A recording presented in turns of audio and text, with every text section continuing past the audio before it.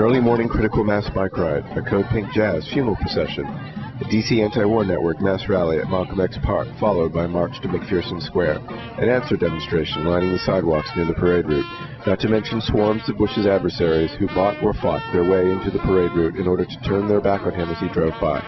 January 20th, the day that was supposed to be Bush's day of glory, turned out instead to be a nightmare for the president and his supporters as thousands of activists from across the country descended on the nation's capital to wreak havoc in dozens of counter-inaugural events. George Bush, we know you. You're a bigot, a liar, and a killer. Say what? But Inauguration Day was also the largest domestic security operation in U.S. history. At least $40 million were poured into massive electronic surveillance, street and harbor patrols, road closures and heavily guarded checkpoints, Humvees and armored vehicles, U.S. Army Rangers, and dozens of federal and local law enforcement agencies involving 6,000 officers.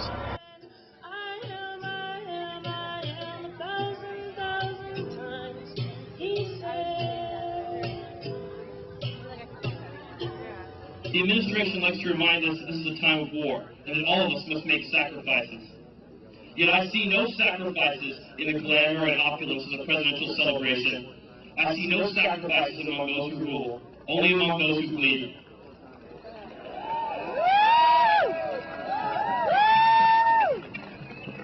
Today, patriotism has become an empty buzzword, a convenient cover for everything that we don't want to think about. True patriotism isn't waving a flag and putting a yellow ribbon bumper sticker on your car that says support our troops.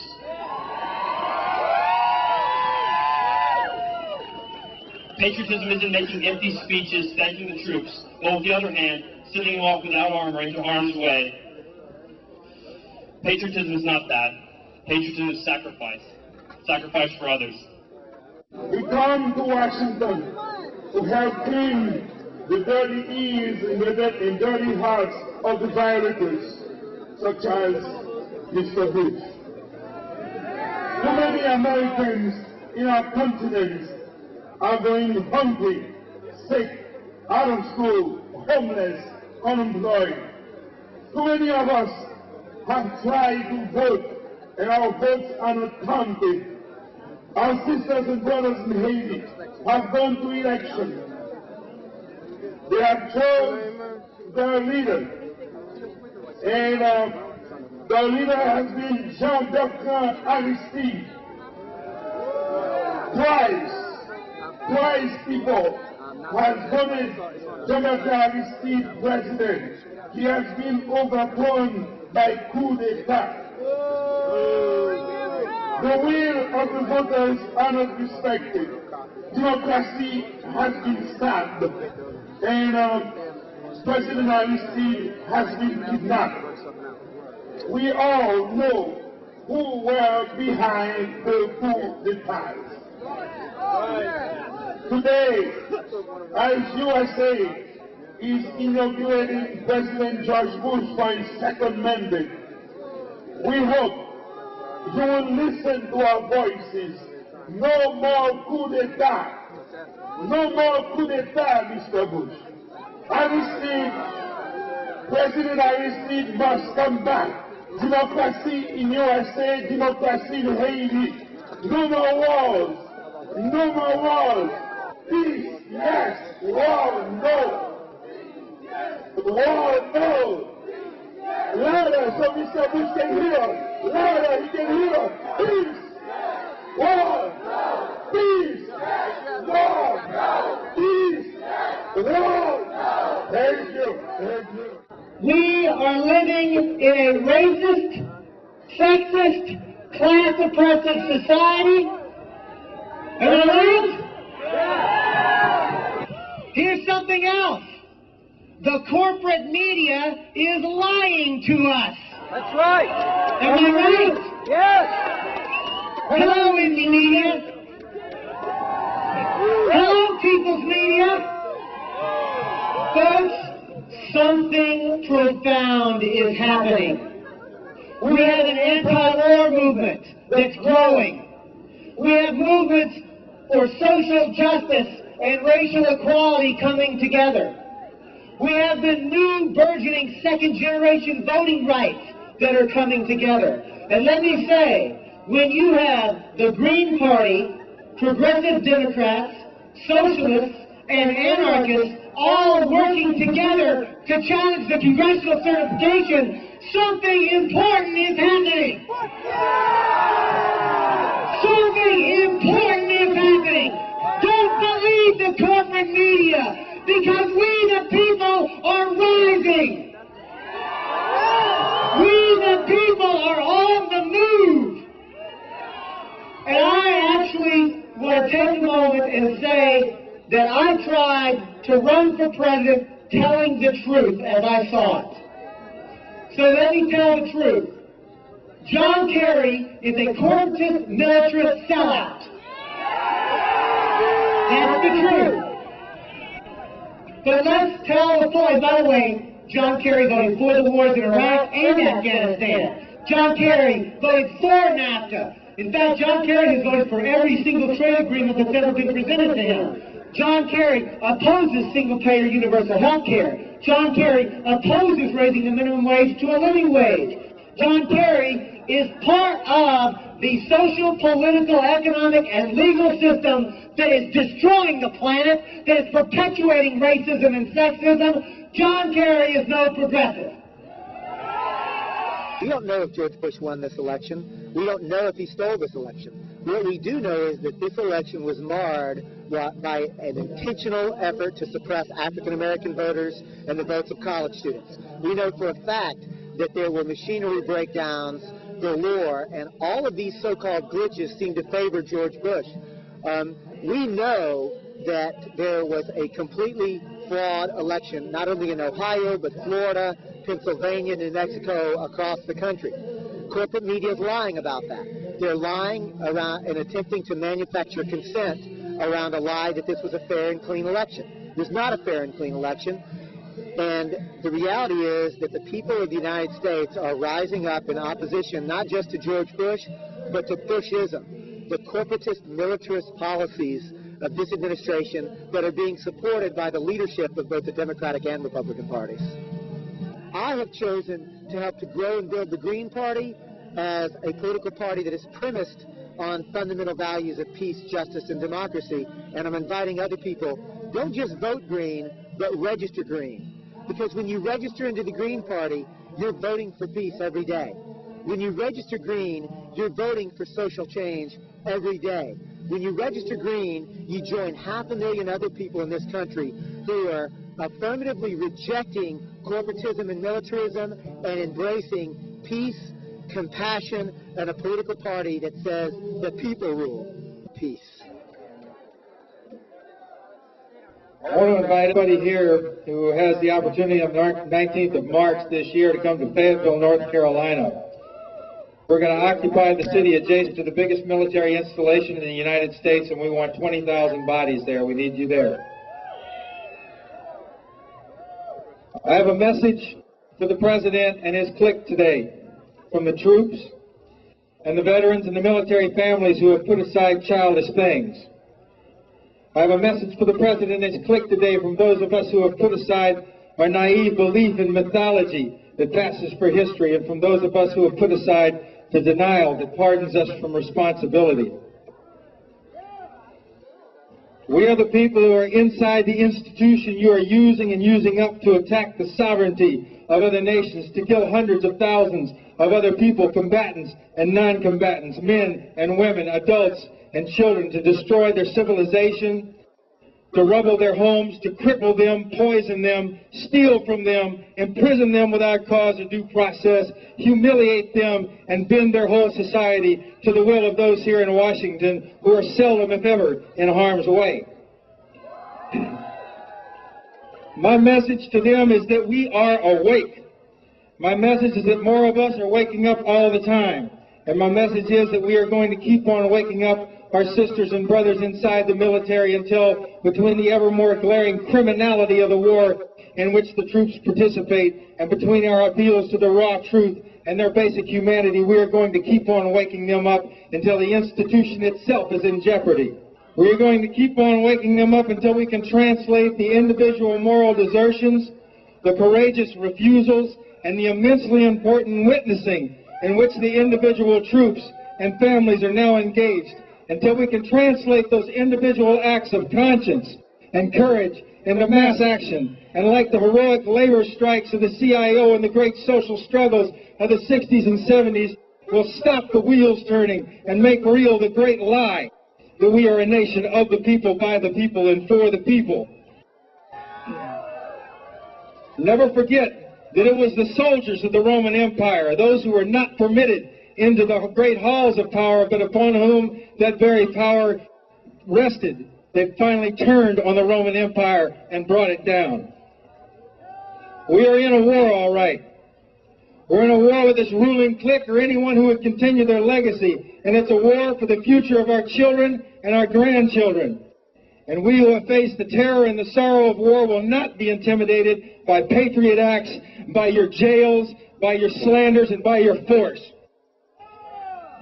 Because we are not weak-kneed opportunists like many in the Democratic Party, with a few notable exceptions, that were stampeded into co-signing this war.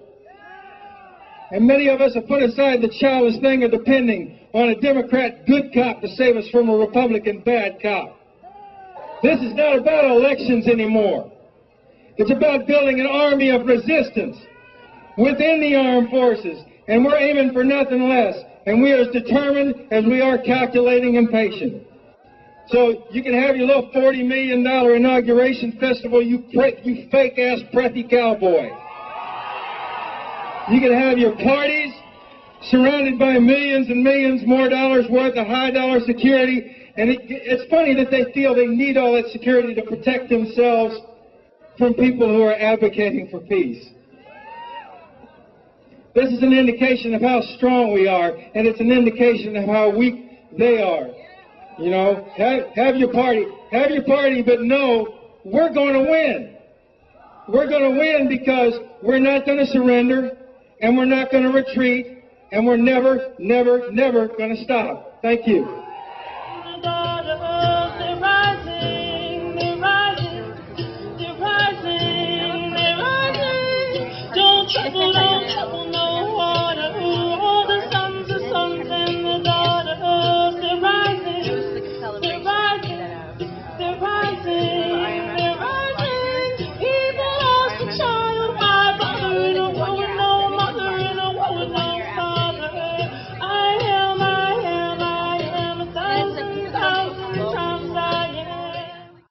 I'm here representing all the people who couldn't make it today.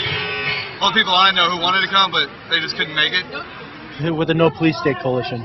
We hold free speech speak-outs at Union Square in New York 3 times a week, where we never use a permit. We use bullhorns, hold banners. For doing so, we've been arrested about 40 times.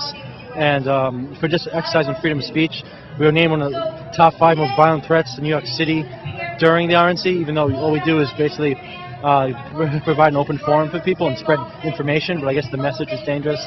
We all defend ourselves in court, because when we say, exercise your rights, you got to be able to defend them. And so we basically say the police state's coming upon us.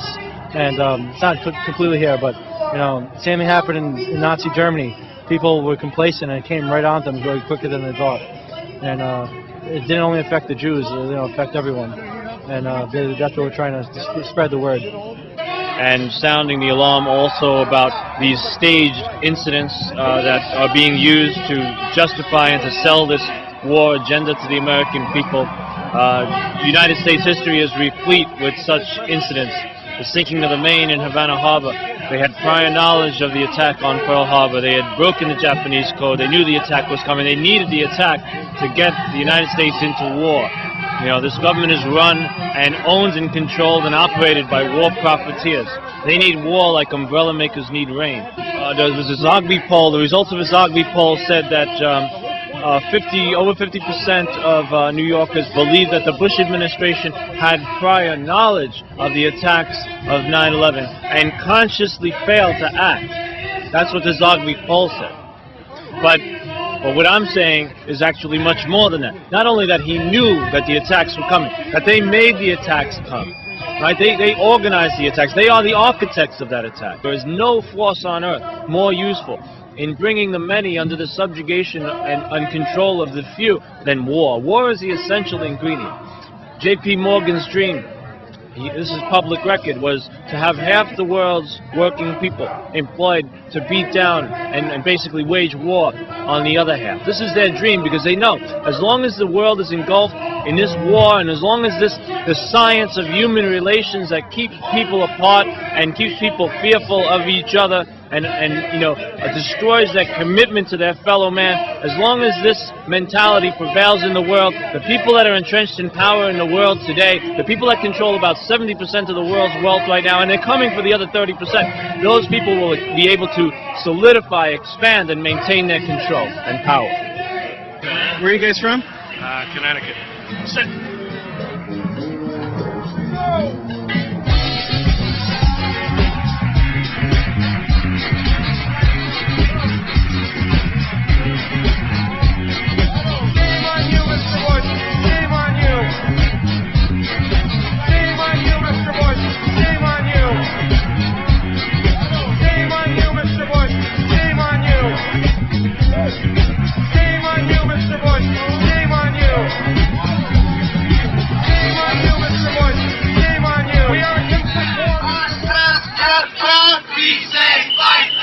Bush says get up, we say fight back. Bush says get back, we say fight back. Mr. Bush, shame on you. We are against this war, Mr. Bush.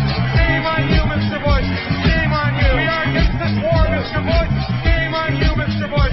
Shame on you. We are against this war, Mr. Bush. We live in a time where we have a man sending us to war. It's very long. Very long. I've been sitting here for at least 10 minutes, so it looks like there must be a few thousand people in this demonstration, and I'll be very interested to see if the local news covers it. Why are you marching today? I'm marching against the war. I believe that the war on Iraq is not only a crime against the people of Iraq, but also a crime against the people of the U.S., that there's been already $152 billion spent on the war, and we're, starving without jobs. People are being thrown out of their houses. This is going to be one of the coldest winters. People can't afford gas and heat. Hospitals are closing. And how dare Bush go in a couple weeks and go back to Congress for another $52 billion to ask for Congress when we don't have jobs and education and health care right now? And on top of how many thousands of Iraqis have died and how many U.S. soldiers have died. So that's why I'm out here. Where are you from? Ohio. New York. Miami. Atlantic City. Cape May. Pittsburgh, Pennsylvania. Washington, D.C. Sydney. Athens, Ohio. What's up, Baltimore?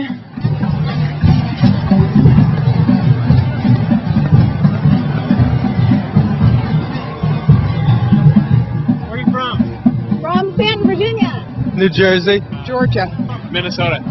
Coldwater, Michigan. Boston. Cleveland. New York. Ann Arbor, Michigan. New York City.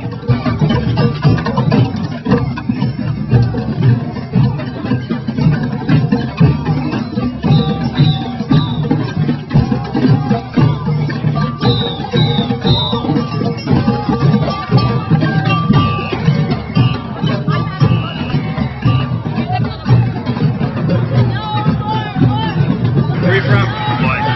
Hawaii. New York. Athens, Ohio. Buffalo. Earth. Cincinnati.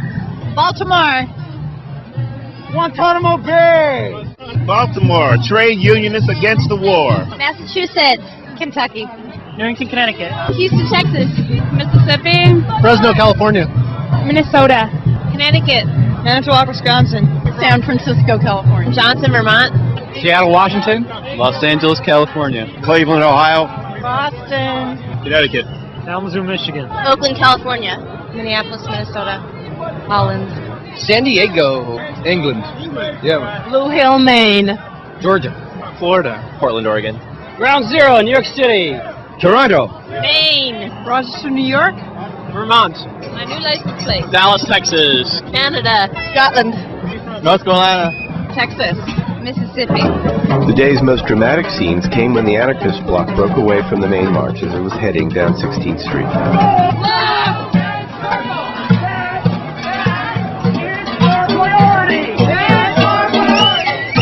Amidst a sea of red and black flags, flanked by humongous banners reading, "Right-wing scum, your time has come," and escorted by drummers, radical cheerleaders, and belly dancers, the Black Bloc snaked through the D.C. streets until a pitched battle with the police erupted at the checkpoint at 7th and D. Civil liberties will take away our beautiful I'm a terrorist and you're a terrorist and he's a terrorist and she's a terrorist. It's terror! Oh! It's terror! Oh! But what is terror anyway? Nuclear destruction, genetically modified foods. The IMF, the World Bank, it's all bad news. Those heavy, heavy news.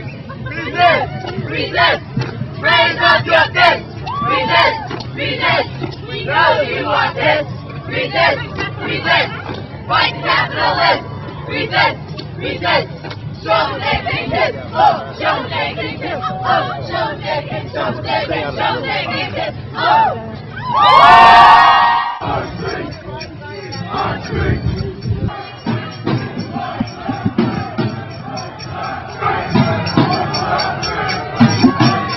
We got caught in some of the most violent exchanges that occurred yesterday at the heart of a scene early on in the day when about 1,500 or so Black Bloc protesters broke off from the main Dawn March and held a spontaneous march through the city and attempted to gain access to the parade ground. And then the police responded with quite a significant amount of brutality, hitting people, using some form of chemical agent, spraying people with high velocity, sort of mini cannons.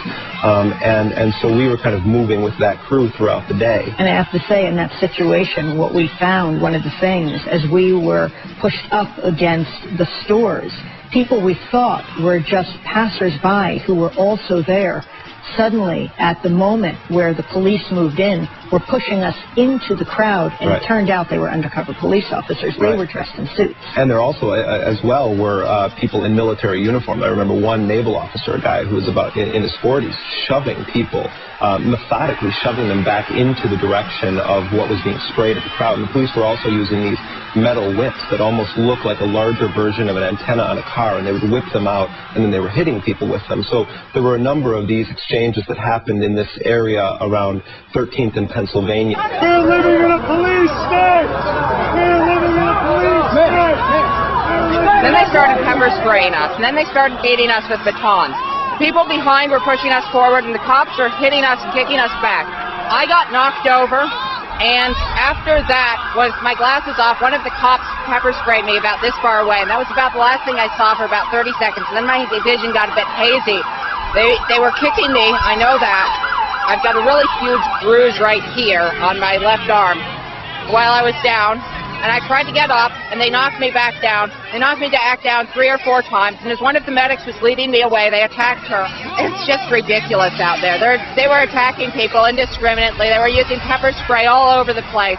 I mean, if one of us was doing the same thing to them, it'd probably be a felony charge. But if they do it to us, it's standard operating procedure.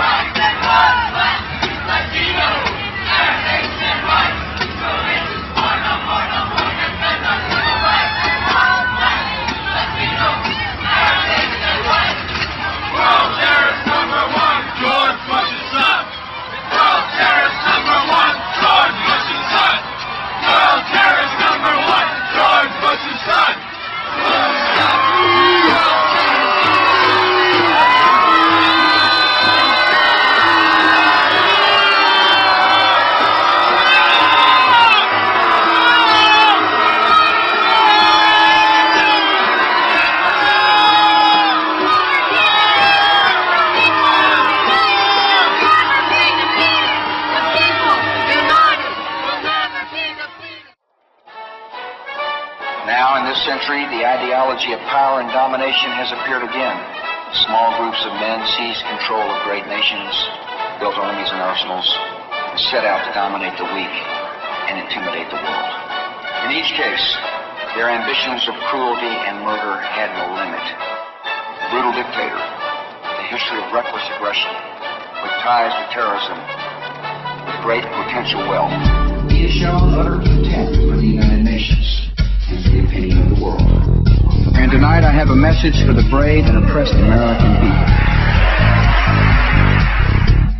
Your enemy is not surrounding your country. Your enemy is ruling your country.